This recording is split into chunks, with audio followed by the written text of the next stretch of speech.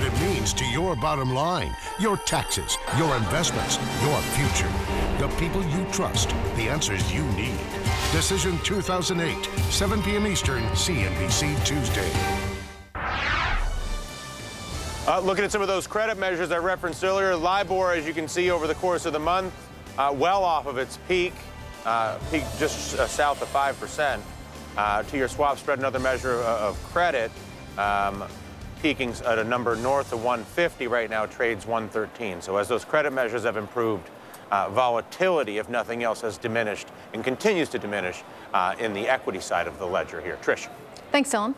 Well, going out of business sales are a sign of the times. Today, Mervyn's is being liquidated. More than $900 million worth of goods are being cleared out as the bankrupt retailer is sold for parts. Margaret Brennan has an exclusive interview with the CEO that's finding some opportunities in all of these retail liquidations. Margaret. And Trish, liquidation is one of the few areas in retail where business is booming these days. And Jim Schaye is the CEO of Hudson Capital, one of the private equity firms at the lead of liquidating Mervyn's department stores. Jim joins us now exclusively. Jim, I want to ask you, Mervyn's, a lot of their real estate had already been picked over. Their sales had been struggling for a while. What opportunity are you seeing in what remains of this department store right now? Well, unfortunately, what all remains is really for us to go in as our joint venture and liquidate the balance of the inventory. As you said, there's $900 million worth of inventory, and we'll move through that inventory in approximately about 8 weeks and sell the stores down to the bare walls. Wow. Within 8 weeks. Now, I know Mervyn's is now having outstanding debt there to Wachovia, about $329 million as of July. GE Capital provided about $100 million in debtor-in-possession financing to that department store. The liquidation sales that you are running will be responsible for helping to repay some of that. I mean, what is your take on how quickly that process will happen, and will they be made whole? We believe that the secured lenders will be made whole.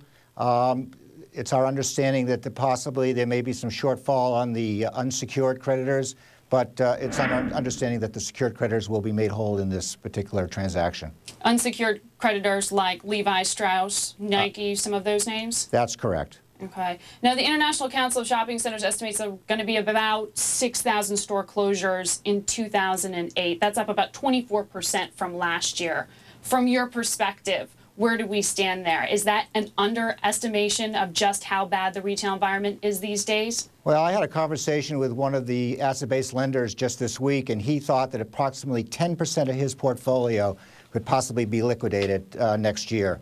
So I was certainly quite shocked and surprised that that number was so high.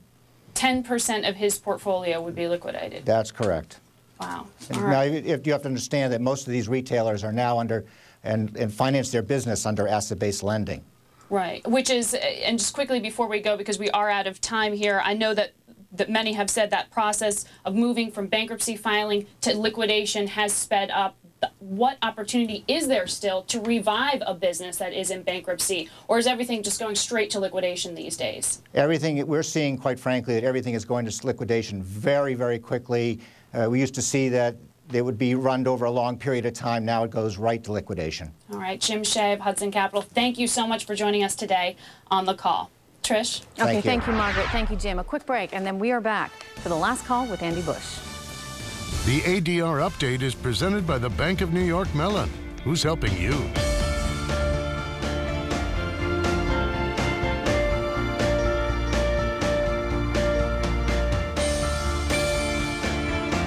The ADR update is presented by the Bank of New York Mellon. Who's helping you?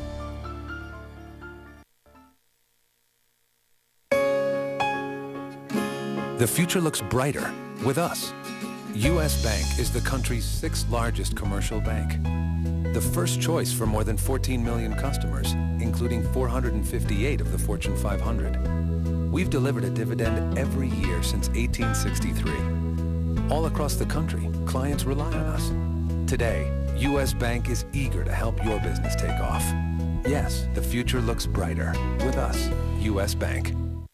I worry when my broker needs a bailout and sells stock just to survive. So I moved my account to Interactive Brokers, the largest U.S. independent broker-dealer with over $4 billion of equity and no toxic products like